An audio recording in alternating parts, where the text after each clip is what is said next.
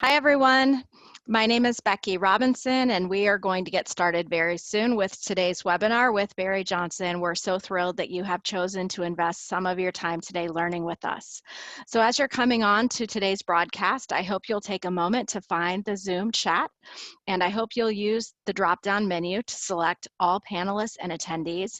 And we would love it if you would let us know where you're calling in from today, particularly if you are attending this webinar as a part of your professional development and you want to give a shout out to your organization. So we would love to hear from you in the chat. Welcome. We are so glad you're here.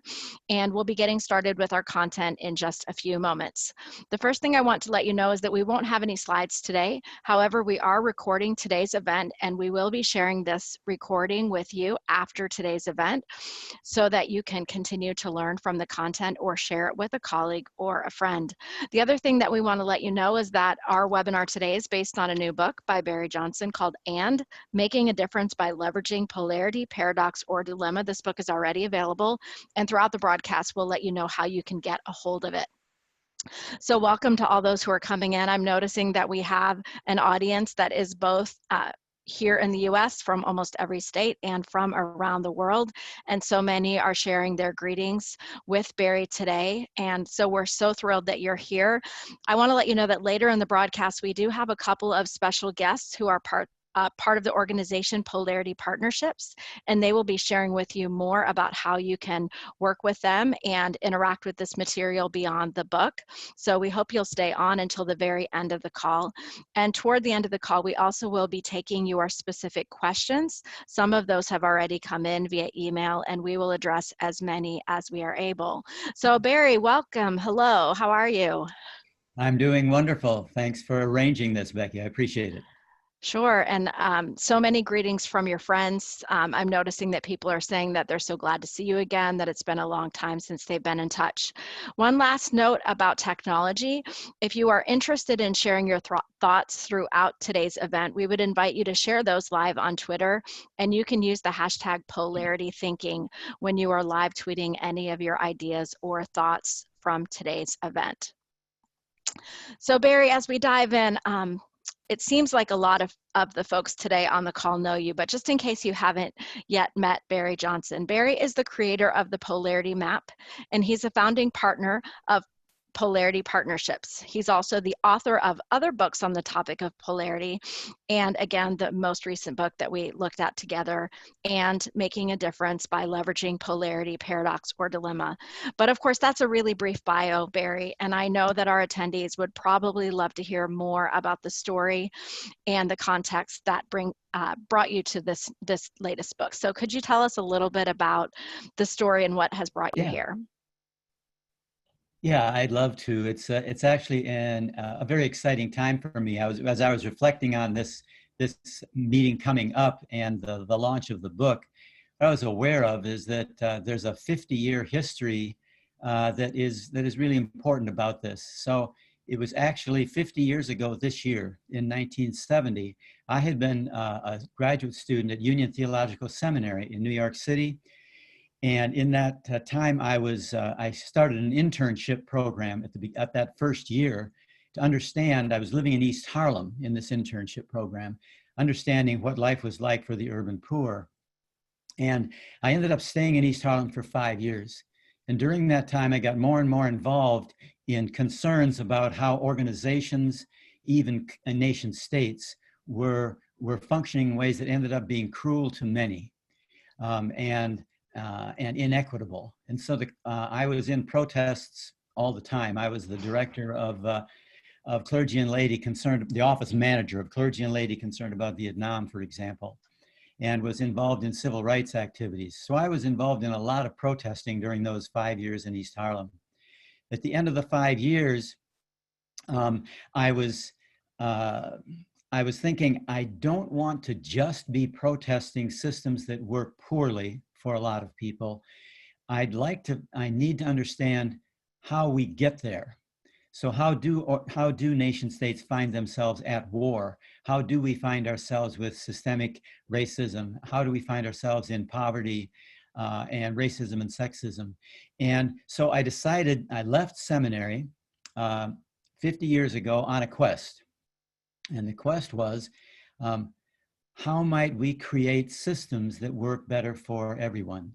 And how do we get ourselves into this fix in the first place? And I started with myself. So I decided to look at personal development and then look at group development and work to larger and larger systems, hoping to get back to a point where I could make some contribution that was useful at every level of system. And so in that quest, the first thing I did was I went to the Gestalt Institute of Cleveland. And I was in a 2-year training program, and I was working with individuals and couples and with groups. And so I had my start in that. I was also, I founded and directed a residential treatment program for heroin addicts. So I was working with that small community and system. And it was in the end of my 2 years in the Gestalt training that the first polarity map occurred in 1975. And it occurred when I was working with an individual client who was stuck. And the polarity map actually emerged as I was looking at her effort to make a change in herself. And we discovered something about her own resistance to the change she wanted to make. And we did that by actually moving physically around 2 chairs, which ended up becoming the polarity map. And when that session was done, it was very powerful for me and for her. But when the session was done, I thought, actually what just happened here would apply. The principles that sort of emerged in that session, so that would apply to every level of system that I could imagine, right up to international affairs. So I got very excited, and that began what became later. I worked with that. I developed a consulting practice. I got a doctorate in organization development, but I was constantly looking at how this polarity map might be enhanced and how it worked and understanding that better. So I've had an opportunity. So the first 22 years after 75, or after 70, the first 22 years up until my book in 92 was spent trying to apply polarity thinking with anybody who would have me. And I had the privilege of working all over the world and introducing polarity thinking there. And so that took me into the first book of Polarity Management. And some things that came out of that process, that 22 years, one of them is the notion that seeing is loving. I got that from my mentor, Jack Gibb, in our trust communities. How do you build trust in organizations? So I was involved in that trust community, and that was one of the key things that came out of that, is that if you can see an individual, if you can see an organization, if you can see a nation state completely, love is a natural byproduct. And so I combined that understanding from Jack with, well, how might a polarity lens enhance our ability to see people more completely? And so that's one of its functions when you can. The first is, if you go in with the assumption that if you could see somebody completely, you would love them, it enhances the whole relationship from that point forward. You're just trying to do your best to see them. And a polarity lens can help you. The other thing that happened is I was working with, in that 22-year time, I was now consulting with military leaders. I was consulting with business leaders, and a lot of people who I might have been protesting in earlier days. I was still actually involved in some protesting, but I was appreciating their perspective and their contribution, appreciating what businesses do in creating jobs for us, and understanding how a polarity lens could work in supporting them. And so it increased the value of polarity thinking, and that led to the first book. Now, since the first book, 28 years ago, there's been a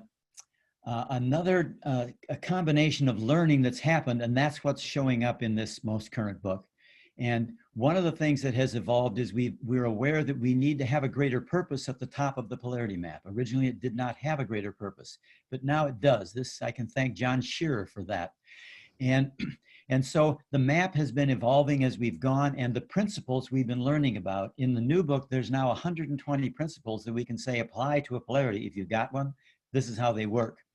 Another significant enhancement is that we now have an assessment so that we can help an organization or a team assess how well they are doing at leveraging a polarity or one or more polarities that they've identified. And the final thing that I think is new since the last book is looking at stacking polarities. And if you can stack polarities, you can appreciate how the combination of leveraging one polarity poorly and getting in trouble with that polarity, if you add that to another polarity that's also you're managing poorly, this combination is a way to explain how we find ourselves in poverty, racism, and sexism, because or thinking without and thinking is, I believe, and this is what shows up in the book, is a root cause and perpetuator of poverty, racism, and sexism. And so the polarity tool, the map, can be useful for organizations just being more effective in how they organize themselves, but also more effective in their interface with the communities in which they live and which they serve. Thank you for all of that background, Barry. And for those who may be new to polarity thinking, we want to pause right now and do some more basic explaining of what polarities are. So for those who might be new to these concepts, Barry, could you take a few minutes, please, to explain what polarities are? Yes, polarities are interdependent pairs. They show up in life as a pair. For example, inhaling and exhaling. Nobody's going to spend time arguing whether we should inhale and exhale for the future. We know that we need to inhale to get oxygen. We need to exhale to clear out carbon dioxide. And so over time, we have to include both poles because both poles need each other. Another example that's very basic to all of us is activity and rest. So we need to get up in the morning, go to work or do whatever we do, be physically active, and then we need to rest from that. So it's a 24-hour cycle. We engage both activity and rest. What we don't do is we don't get in a fight over whether I'm going to have a life that has activity in it or a life that has rest in it. We actually need to do both because they need each other. And so activity and rest is one of the metaphors we use for talking about what we mean when we say leveraging polarity. That's in the subtitle of the book. So when we find ourselves with a polarity and a significant purpose that we want to benefit for ourselves, we can talk about leveraging that polarity to use it. So in this case, all of us are in the polarity of activity and rest. I mean, you can't go somewhere and get outside of activity and rest and say, do I want to do activity and rest? We're just doing it. So, but what happens if we want to run a marathon? Now we shift how we look at activity and rest. Because now what we have to do, not everybody is in activity and rest, but not everybody can run a marathon. If you want to run a marathon, now you have to intentionally leverage these two poles. So you get up in the morning and you start by running a certain distance, some kind of base, whatever you can do as a start. And then you make sure you get adequate downtime, so because your muscles build on the relaxed part of the cycle. And so in the next day you get up and you run a little bit further. So you're constantly running a little bit further and you're giving yourself adequate downtime. So we need to have both of those, and over time you can increase the distance that you can travel, and you end up getting your greater purpose at the top of the map, which is you can run a marathon. And so a couple of other points about polarities for those not familiar with it in terms of this example. With all polarities, each pole has an upside. So your activity generates more distance in your endurance, and your rest allows you to build the muscles. On your body, the muscles build, assuming you've been active, the muscles build actually on the rest part of the cycle. So you can maximize a polarity by getting both upsides. A lot of endurance by running further distance, and a lot of downtime to support you in doing that. Now, with all polarities, if you over-focus on one pole to the neglect of the other, you get the downside of the pole on which you over-focus. So for example, my son Tim has qualified 5 times for the Boston Marathon, but he's only run in 3 of them. And the reason is that in his enthusiasm, after qualifying for the Boston Marathon in the Detroit Marathon, he was already in, so he didn't have to do anything. He could just show up for the Boston Marathon. But in his enthusiasm on the activity side to shorten his time for running the marathon, he over-focused on activity. He ran too far and too hard without giving himself adequate downtime. He over-focused on activity to the neglect of rest. He ended up getting shin fractures. Now, So you end up getting the downside of whatever pole you were focused on. He over-focused on activity. He ended up with shin fractures. And now just think about what happens. Now he also gets the downside of rest, because now that has shin fractures, he's laid up, and so he gets muscle atrophy, which is the downside of rest. Right? So you have muscle injury as one downside for overactivity. Muscle atrophy is the downside for inactivity. So that's how polarities look and how they work. And then that's just sort of a basic example that all of us live with every day. That's a really helpful example and definitely one that I identify with. Maybe there are some other marathon runners on this call too. So let's talk about the polarities that seem to show up in our organizations, Barry. Can you share with us some of the common polarities that we may experience in the workplace? Yes, one fundamental polarity is stability and change. And so whether we're an individual member trying to develop ourselves or change an aspect of ourselves that we want to improve, or a team in the organization or the organization as a whole, when we want to change something, there will be people who will resist the change. We'll actually resist the change inside ourselves sometimes. There's a part of us that wants to change and a part of us that is questioning that or resisting that change. So we call it stability and change. We also call it continuity and transformation. But whatever the name is, you find yourself in a situation where you think you need improvement. Let's do this. And so I worked with an organization once, for example, where they were concerned about having too many silos and lack of system coordination. So they wanted to move from silos and lack of coordination to the other pole, which would be to have more system coordination and integration. Now, in this particular story, and I mentioned it in the book, they had the meeting 2 years before they met me. They had decided as a group that the problem was they were over-focusing on one of their values, which was autonomous business units, and neglecting any sort of system integration. So their over-focus on autonomous business units led to these silos. They had a meeting. They invited people from all 46 countries that they were located in. It's a multinational corporation. They all agreed to the person. All the leadership and the head of all the 46 business units from all those countries, they all agreed we need to move from silos to system-wide integration. And they hardly moved at all. And when they talked with me about it 2 years later and asked what might be going on here, I said, well, the problem is not with what you've seen as an issue is true. You've got these silos, isolation, redundancies, and excess competition between the business units. That's an important point that you've got. But you're using gap analysis in which you only look at what's wrong with the present and what you'd prefer for the future. And then you say, all we have to do is get a strategy to bridge the gap from where we are to where we want to go. When you add a polarity map, it adds a couple of other dimensions, which is the upside of the very thing you're complaining about. So what would be the upside of autonomous business units, for example, and the downside of where they wanted to go, which was system integration.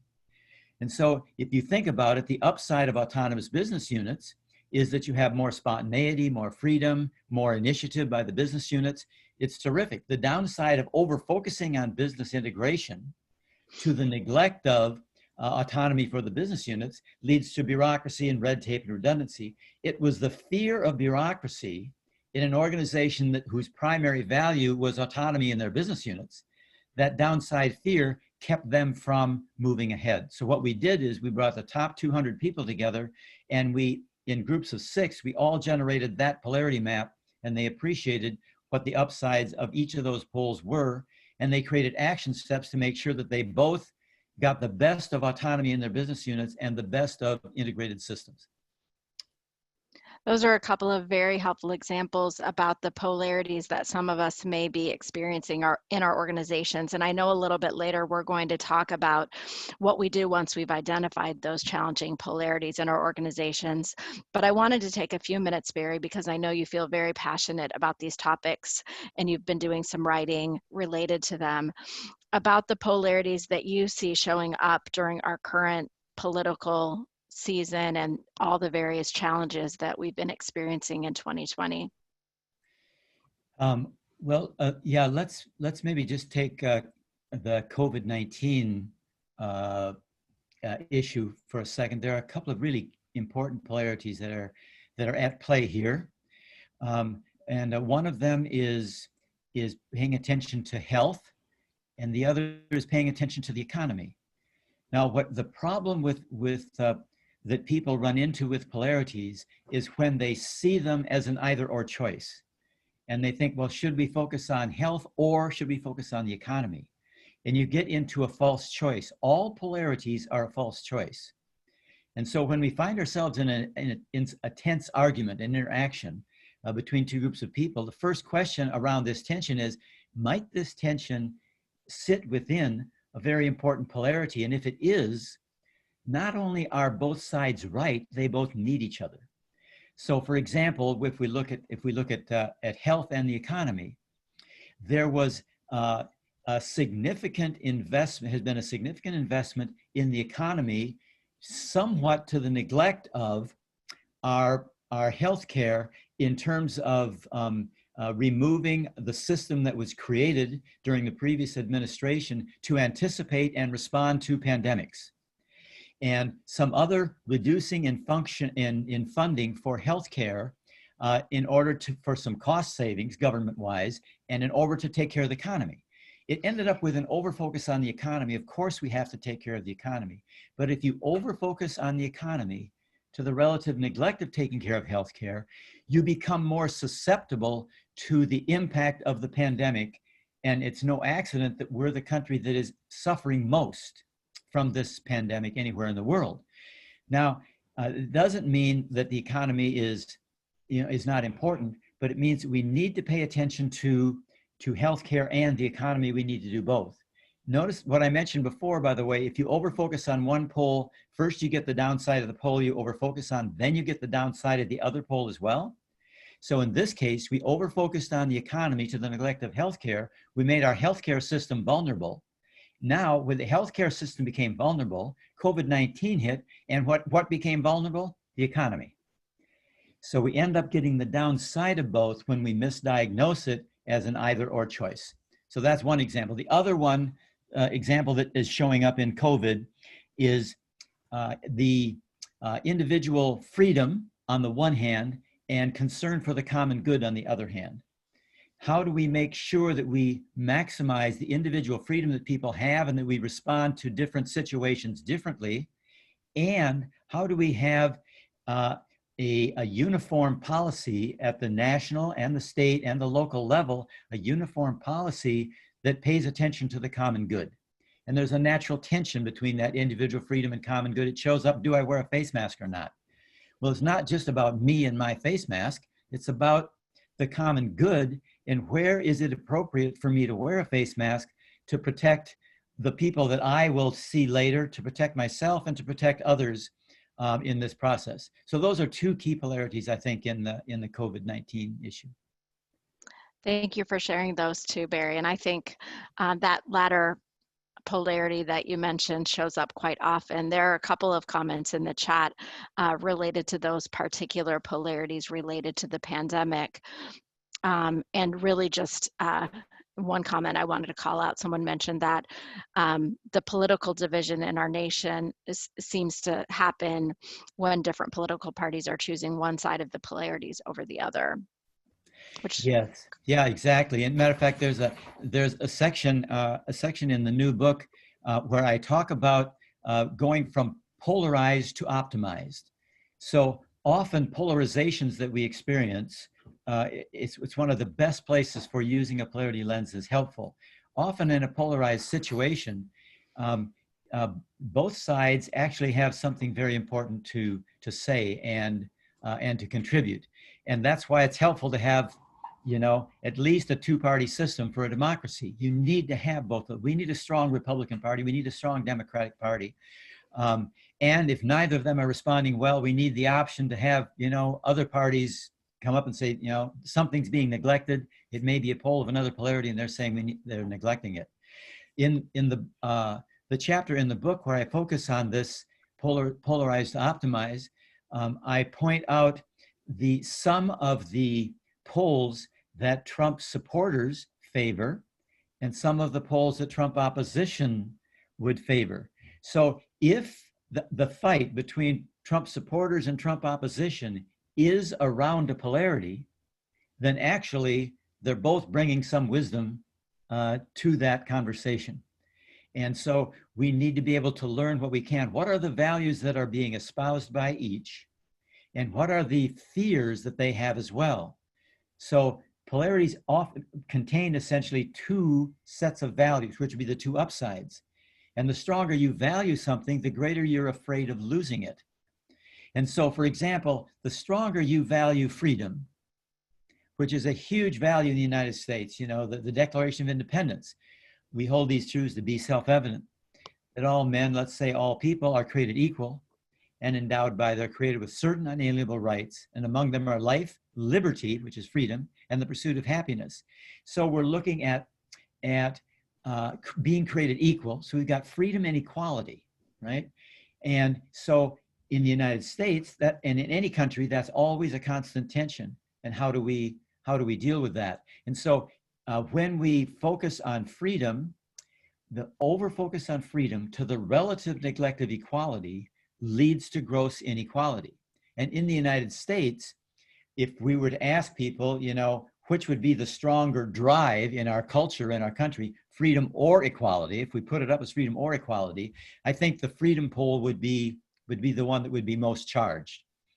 But what we can do, rather than, of course, we can reaffirm freedom, what we can do also, though, is also affirm equality. Because if we don't, then what happens is we end up with gross inequality, and this leads to the poverty, racism, and sexism I was talking about.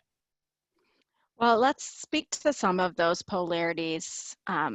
Barry, I'm curious about how we can leverage polarity thinking to create more justice, equity, diversity, and inclusion for each of us and all of us. Well, I think the first polarity, I'm going to talk about four of them really briefly, and again talk about the stacking of them when you combine these four. So what I'm going to be talking about is an upside value that is very important, that all of us would agree is important. It's like activity is important, but activity without rest becomes dysfunctional. It doesn't mean there's anything bad about activity, but without rest, you get shin splints. So let's look at four upsides, which alone, each of them are great, but without their partner, they lead to a significant dysfunction. So the first desire that we have in this is to be a problem solver. Problem solving is absolutely important. It's essential.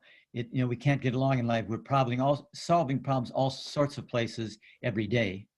However, if we see everything as a problem to solve, then we get in trouble because actually there is a polarity between or thinking and thinking. So we need or thinking to solve problems, but if the issue that we have the tension over is rather than a problem to solve that you can solve by choosing one pole, if it's a polarity that you have to use both poles and leverage both poles, then you need to shift from or thinking to supplement that with and thinking.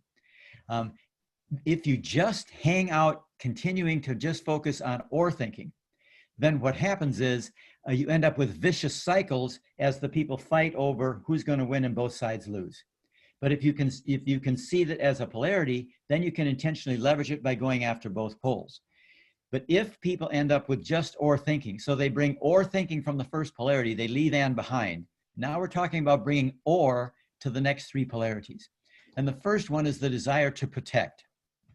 That desire to protect it's in all of us. We want to protect our family, our loved ones. We want to protect our business. We want to protect our country. When I work with the U.S. Military, it's all about supporting them in their effort to serve and protect. The problem is around when we look at the desire to protect, it becomes quickly a power issue. And the polarity here is claiming power and sharing power. But if we see it as claiming power or sharing power, what we need to do then is amass as much power as possible over anybody we're trying to protect ourselves from. And so we end up amassing a number of power. So for example, the United States spends more on its military than the next 7 countries in the world combined. Why? because we're trying to be as protective as we can be. But the result of that is in the power dynamic between claiming power and sharing power, we end up claiming power without sharing power, because our fear is if we would share, we see power as a zero-sum game. If we share it, we're going to lose it. And that leads to abuse of power. So we've got or thinking now combined with or thinking between claiming power or sharing power leads to an abuse of power and power over. And when we win the victory in a power struggle, what's important about this is to the victor go the spoils. Might makes right. These slogans come from the fact that when we are the victors in a power struggle, then we can make all sorts of assertions about ourselves and negative that are favorable and negative assertions about those over whom we have power. So we become ambitious, they become lazy. We become smart, they become dumb. So the self-other dynamic, those in power end up projecting all the stuff we can't own onto the group over whom we have power. And this leads to both racism, sexism, and poverty. The poor are poor because they just don't have enough gumption. I've got a lot of gumption. The reason they're poor is because they don't have enough gumption. So we can project on others when we have that power. So now we have the power to protect, and we have power over rather than power with. And with that power over, we look at our next desire, which is to provide. We want to provide for our family. We want to provide for, for our organization and make sure that the people in our organization have a job. We want to provide for our country. We want to be providers.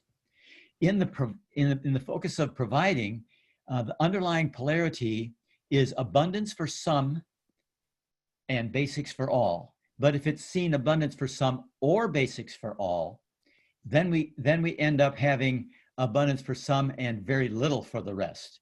And we have gross inequality. And so that's what happens with that polarity when we see it from an either or perspective. We use the power over we've gained in order to maintain the power, and we use it also to make sure that our abundance is protected. The final desire is to belong. And one of the things that we do to belong is to comply with the rules of our tribe or the rules of our group. And so we end up focusing on the underlying polarity as justice and mercy. And we end up underlining ourselves and undermining others by focusing on obeying the rules, and we're setting the rules that benefit us in the first place because we've got the power to define the rules. We set the rules up to favor us, and we generate more and more rules. And what happens is we have more and more rules with harsher consequences, and we increase our inability to own our own shortcomings, and we end up projecting them on others. And so that final projection then becomes we look for an evil source. And so those four combined, our desire to solve problems, protect, and to provide and belong, lead to, it's a root cause of poverty, racism, and sexism. And the way to respond to those is to actually see the polarity in each one. We can both solve problems and leverage polarities. We can both claim power and share power. We can have abundance for some and basics for all. And by basics, what are we talking about? Water, food, shelter, reasonable pay work, healthcare, and safety. Those basics we can provide for everyone while allowing for abundance for some. People can live in great houses, have yachts and all that stuff, and we can have food for everyone. And finally, we can have justice and mercy, and we can belong to our group, whatever that group is, and we can recognize that all of us belong to the whole world and to the whole ecosystem. So the belonging shifts from not just my group, but I can belong to the whole group. And so that polarity lens with those four polarities is a way to underline or to reduce this, our result of poverty, racism, and sexism. Wow, Barry, thank you so much for those powerful comments. And I can tell by the level of engagement in the chat that so many of the things that you're sharing are really resonating with those who are attending today's event. So thank you for that. I'm wondering, Ken had a really interesting question, and he was wondering if you could speak to pairing the right polarities. So Barry, you've been working with polarity thinking for over 50 years, and your ability to pair justice and mercy, claiming power and sharing power, those polarities seem appropriate. But how can those of us who may be new to polarity thinking make sure that we're making the right matches, not mismatching, so that we can be sure that we clearly understand the dynamics of whatever issue we're trying to think about? Yeah, well, thanks for the question. The first thing I'd like to say about the polarity map is that the polarity map itself is a values and language clarification process. So getting the right names is really not up to me, if you will, when I'm consulting with an organization. It's up to the people who are the stakeholders who are present. And there's some criteria for the poll names. The two poll names need to be either both neutral or positive based on the language and values of the stakeholders that are present making the map, right? So it's not my values, whatever, that are important here. It's the stakeholders, whoever I'm talking with. So whoever you're talking with, it's like, would these two poll names be either both neutral or both positive for you? If you're coaching with one-on-one, the easiest place to apply polarity thinking is in a one-on-one coaching, because you only have to come up with a map and language that works for the coachee. If you're in a larger group, a team or a larger organization, then you need to have representatives of the system getting together and saying, these would be the names of the polls. So it's really determined by the stakeholders with some guidance as to what goes in the content for each quadrant. And what goes in the two upsides are the positive results from focusing on that poll. What goes in the two downsides are the negative results from over-focusing on that poll. As a matter of fact, just to show you how easy this is, when I work in other countries in which English is their second or third language, they do everything in their own language, and they're filling out polarity maps and they're writing. I cannot, it's in Chinese, it's in Japanese, it's in French, whatever it is, and I can't read it. So all I do is ask them the question: whatever you've got written in these two poll names, are these really important to your organization? Number one. Second, are they both neutral or positive? And then if they keep nodding their head yes, I just give them the criteria, and if they're saying yes, then the whole thing is done in their language and they're good to go. And I don't actually know what they've said unless I ask them to interpret it for me. Got it. That's a really helpful lens. And Ken, you're the one who asked the earlier question. So if you need any clarification, please feel free to put that in the chat. So Barry, there are so many questions, and this one stands out as one we might want to address. So how can we apply this concept in a win-lose situation, or will this only work if the two poles are willing to give and take? Well, there needs to be a willingness to give and take, for sure. So the question is, how do you move towards the willingness for give and take? If it is a polarity, I mean, let's just be simplistic again. If we're fighting over whether we should inhale or exhale for the future, and I'm invited in as the polarity, the polarity resource person, and these two groups are fighting over inhaling or exhaling, what I know as somebody who's familiar with inhaling and exhaling, what I know is it doesn't matter who wins this fight. This is an either win-win or lose situation.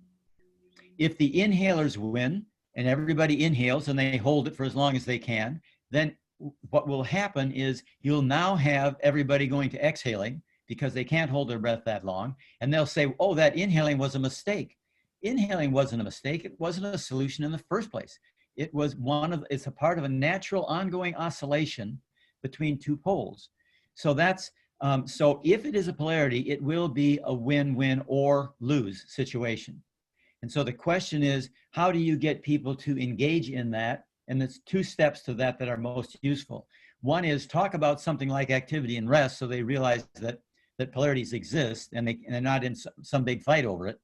But the second thing is to have them together build a map and start exploring what might that be. So if I was working with people who were health and the economy, we'd put health and the economy as the two poles and ask them, did this work for them?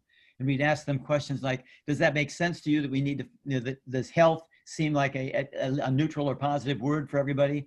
And is the economy both neutral and positive? Okay. And then you'd have them together, both those who were favored health and those who favored economy. You'd have them together go to the upside of one pole, like the upside of health, and they'd stand in that quadrant, have a physical map on the floor, and we'd say, okay, what are all the benefits if we do a good job with health? And everybody's asked to contribute something. So now you've got the people who know that their primary focus is on the economy are asked to, for the moment, focus on what are the benefits of doing a good job with healthcare, and they will come up with something. Now you're going to go over to the economy side, and you're going to ask the people who favor healthcare more to make sure they have a contribution to, well, what are the upsides of focusing on the economy? And so both groups find that they have a home within a polarity map that supports their values. And so that's how you get people who come at it from a win-lose situation, that I think you can move it into a win-win, and it becomes pretty obvious that you need to have both upsides because they have all generated a map that has both upsides. That's helpful. So Barry, let's go a little bit farther with that, because I think this addresses the question that we had previously identified that we wanted to talk about. So once you've identified that polarity, what do you do next? How do you work with that polarity in your organization or your group?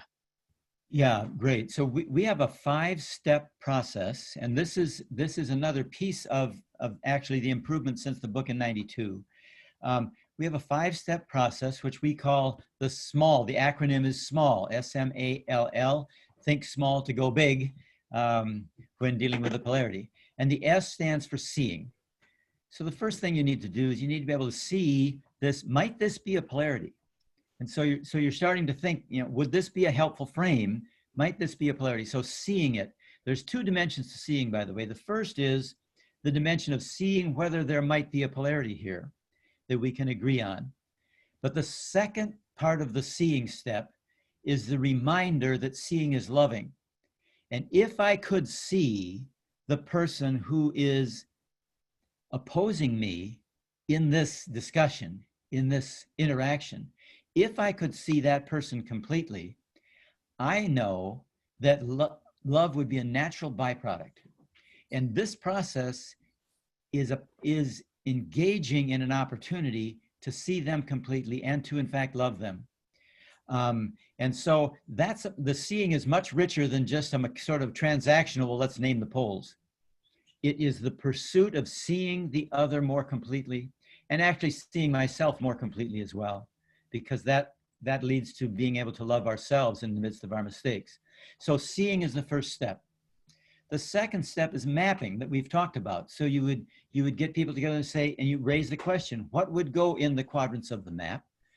And so now you're seeing the polarity more completely, because you're seeing, oh, wow, it does have a couple of upsides. It's got some downside vulnerabilities. We can't focus on one or the other because we're going to get one downside, end up getting both. We might have a greater purpose. Thanks to John Shearer, we've got a greater purpose at the top that holds us together. Why do we want to do this? Leverage this polarity. Okay, so then we say, so what do we do to leverage it effectively? No, next, I'm sorry, we've got the mapping. Now we can assess, well, how well are we doing? To what degree are we getting both upsides? And to what degree are we minimizing either downside? Because that's what it means to leverage a polarity well. It's possible to maximize both upsides and minimize both downsides. So we've got an assessment that people can take, and you can get all the feedback from an organization, any organization in the world. You could do a whole community could do an assessment of a polarity if they wanted to. They can do it on their phone. They can do it on anything connected to the internet. So we have the capacity to assess any polarity, and we can create a polarity map specifically designed to respond to the language and values of the organization or the system that's working. So we assess, the next step is to assess, well, how well are we doing?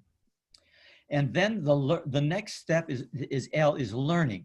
Seeing, mapping, assessing, and learning. What do we learn from the assessment? How do we bring meaning to the results of this assessment? And how will that help us in our final step? Our final step is called leveraging, and that's in the subtitle of the book. And by leveraging, what we do is we look at what are the action steps we can do to support both upsides. So if we want to take care of healthcare, what are we going to do to make sure we enhance healthcare? If we want to take care of the economy, what are we going to do to make sure we support the economy? And sometimes there are what we call high leverage action steps that do both. But we want to look at action steps that will support us. What are we doing and could we do to leverage both upsides? Then we look at what would be early warnings. How would we know early that we had overfocused on health to the neglect of economy? How would we know early we've overfocused on economy to the neglect of health? And so we look for early warning indicators so that we can self-correct, because this is an ongoing dynamic balance in which we're trying to maximize both upsides and minimize the downsides. But that's the 5-step process we use for people, and it can happen as quickly, it can happen in a day. Actually, it could happen in a half a day with a group of people going through all the process, seeing it, mapping it, assessing it, learning from that assessment, and taking and looking at action steps to leverage it. Thank you so much for outlining that for us, Barry. And as we come closer to the end of the hour, I'm wondering if you could spend a few minutes talking to us about the primary benefits of implementing or incorporating polarity thinking in our organizations and in our lives. Well, one of the primary benefits is that it keeps us from misdiagnosing polarities and treating them as problems to solve. So we create all sorts of difficulties for ourselves when we see something. Whenever we get into a difficulty, we think, well, let's solve it. But there should be an additional question. Is this something we can solve with basic problem solving? Or might this be a polarity? And if it is, then we need to engage in a process of seeing, mapping, assessing, learning, leveraging. We can go through that, and do that. So we are creating extremely inequitable systems around the world. We are being very cruel to each other in ways that are not at all necessary. They're understandable. A polarity lens allows us to understand how we get to these situations. Evil results from misdiagnosing polarities leads to evil results, but it does not mean that there are evil people or evil groups as a root cause. This is one of the really important benefits of a polarity lens, is that we can acknowledge there are evil results in the world, poverty, racism, and sexism among them. But it does not mean that we need to find an evil source to blame or to put in jail or to harm in some way, some evil individual or some evil group. There is no evil source. A polarity lens provides an alternative way to understand how we get ourselves into these difficult situations where evil is the result. But the result is we've misdiagnosed a number of polarities. We've seen them as problems to solve, and it has led to the evil that we want. Another way to say it is the pursuit of one good to the neglect of its interdependent good leads to an unanticipated evil. And that's how the two downsides could be seen as evil and the two upsides could be seen as good. So that's one important thing. For organizations, it just makes you more effective. Organizations that leverage polarities well are more effective than those that don't. The literature is real clear on that. We've got a whole bibliography in the back of our book. But it also is not just about the organization itself being effective. It's about the organization having a life-enhancing relationship with the community. And this is the essential message of conscious capitalism. It's about we can take care of shareholder interests and we can take care of stakeholder interests. We can take care, I'll give you one example. I was working in Brazil with Natura, always identified as one of the best companies to work for in all of Brazil. And when I arrived at the front, they were welcoming me at the front door of their main building, and carved right in the wall of Natura in Portuguese, they interpreted to me, they said, Barry, we're glad you're here. We think we already know something about polarities. And they read the sign to me in Portuguese. It said, being well and well-being. And so what they mean by being, by well-being is that being well is that we're financially sound, you know, we're fiscally sound, and we're growing, we're a dynamic, healthy, fiscally sound organization. So that was being well. But well-being, the other pole was we take care of our employees, we take care of the community, and we take care of the environment. So being well supports well-being, and also well-being supports being well. So that would be those two reasons. Your organization will function better itself, and it will function better as a contributor to a more equitable and just society. Thank you so much for that, Barry. I think at this time we want to invite Cliff Kaiser and Leslie DePaul from Polarity Partnerships to come on the line so that we can introduce them. It's so great to have the two of you with us. You will need to unmute your microphone, Cliff, and we're going to give you a chance to introduce yourselves and talk about some of the work that Polarity Partnerships is doing with leaders and organizations around the world. Well, I just noticed as you asked the question in the chat, one of my colleagues, Kathy Williams from Trinidad, who just finished a certification, said hi. Hello, Kathy. We also work in Brazil. We've got a strategic partner in Brazil. And I was recently doing some work in Cairo with a medical education foundation. So we're quite global now, and Leslie's done considerable global work as well, as has Barry. Yeah, well, I'm Leslie DePaul. Some of you out there know me. Hi, Bill. I saw your hello as well, and I am a co-founder of Polarity Partnerships. And Barry, you started off by talking about how this journey for you started with yourself and trying to understand how we get into these, you know, pickles and really bad ones at that. And I would say that for me, really most of my learning around polarity has been looking at our own organization and our strategic tensions that we're trying to leverage as we try to scale up our positive impact in the world. And so that's where a lot of the learning happens. And then I would say the learning happens in our partnerships with others. So really how we're trying to scale up is to work with other individual practitioners and organizations who have all kinds of great ways that they're working with organizations and individuals and leaders out in the world. And really it's that tension between kind of bringing polarity thinking and how can they integrate polarity thinking into what they're really great at to make it better. And how can they differentiate themselves and sort of their context and their expertise and their wisdom.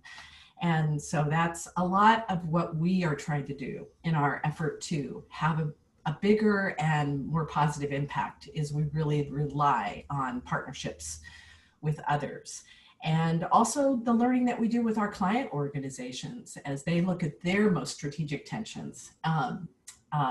We learn a lot from them because we share a lot in common, you know.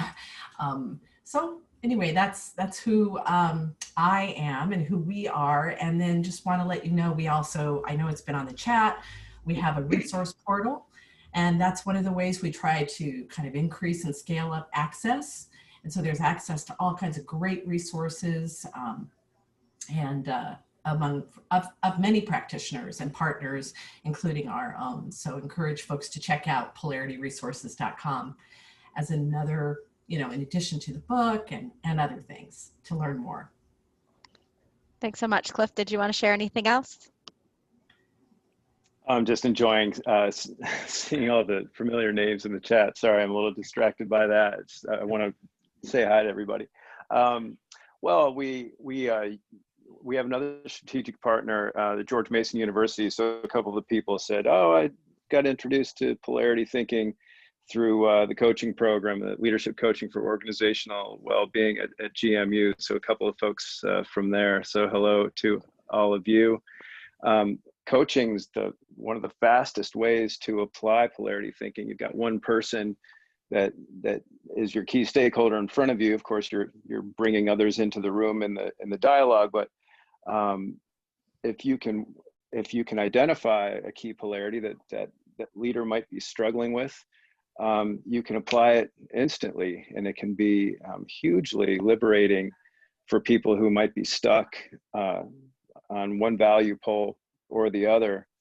I also, American University is one of our strategic partners as well, and we use polarity thinking at the organizational level there, working with inside organizations in the federal space. And so there's just a lot of scalability and a lot of versatility to the tool. You can use it for just a wide variety of applications: conflict, change, communication, you name it. And you can use it at the leader, team, organization, national system level. We've got a nonprofit, the Polarities of Democracy, Institute for Polarities of Democracy. So there are 5 polarities associated with that body of work by Dr. Bill Benet. So you can see how there's, we've got all kinds of ways to apply this theory. It's pretty exciting. Thanks so much for all the engagement in the chat and all the questions. And I regret that we haven't been able to get to all the questions, but this just introduces the possibility of more conversations in the future. Barry, as we wrap up the hour together, do you have any parting thoughts for those who are listening? Yeah, well, first of all, I just want to thank you for showing up, all of you out there. It means a lot to me. My hope is that the book is useful, and I just want to say that there is a volume 2, which I'm actually more proud of than volume 1 in one sense, and that is because volume 2, and you've got a couple of authors, Cliff and Leslie right here. It includes 46 different authors who have teamed up some with chapters, and they are talking about their application of polarity thinking in their lives in their great variety of disciplines and variety of settings, large and small. And so it's a terrific resource for you to take a look at. So I would encourage you, all of you have been leveraging polarities, you've been using, working with polarities your whole life. So you have some intuitive wisdom about this already. This is not new necessarily because you've been living within them your whole life. I think a polarity map and principles are a way to enhance a capacity you already have. So good luck with that, and hope you take a look at both books.